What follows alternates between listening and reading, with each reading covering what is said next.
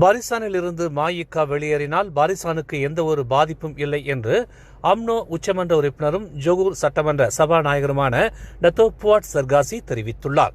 மஇகா பாரிசானிலிருந்து வெளியேறுவதை அதன் துணைத் தலைவர் சரவணன் அம்னோ முன்னாள் உச்சமன்ற உறுப்பினரான தஜுடீன் ரஹ்மானிடம் தெரிவித்துள்ளதை டத்தோ புவாட் சர்காசி சுட்டிக்காட்டினார்.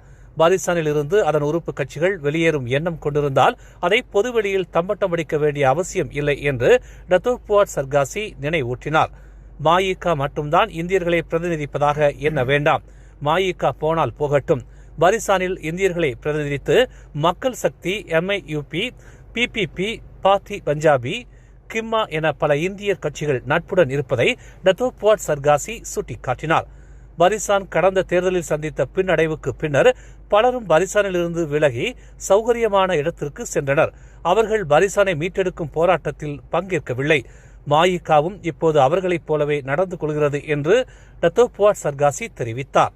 ஆனால் மஇகா ஒன்றை மட்டும் புரிந்து கொள்ள வேண்டும்.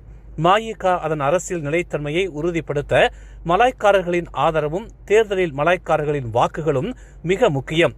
அப்படியான ஆதரவும் வாக்குகளும் பாரிசானில் இருந்து வெளியேறினால் மஇகாவுக்கு கிடைக்குமா என மஇகாவினர் உணர வேண்டும் என்று அவர் நினைவூட்டினார். பாரிசானில் இருந்தும் மற்ற கட்சிகளில் இருந்தும் வெளியேறியவர்கள் அமைத்திருக்கும் கூட்டணிதான் பரிகாத்தான்.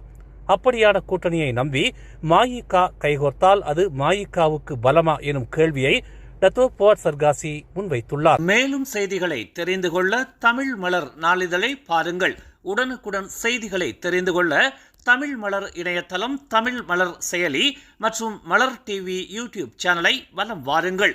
எங்களோடு இணைந்திருக்க மலர் டிவியை பதிவு செய்து கொள்ளுங்கள். உறவுகள் மகிழ்ந்திட விருப்பம் மற்றும் பகிர்வு சேவையை சொடுக்கிடுங்கள்.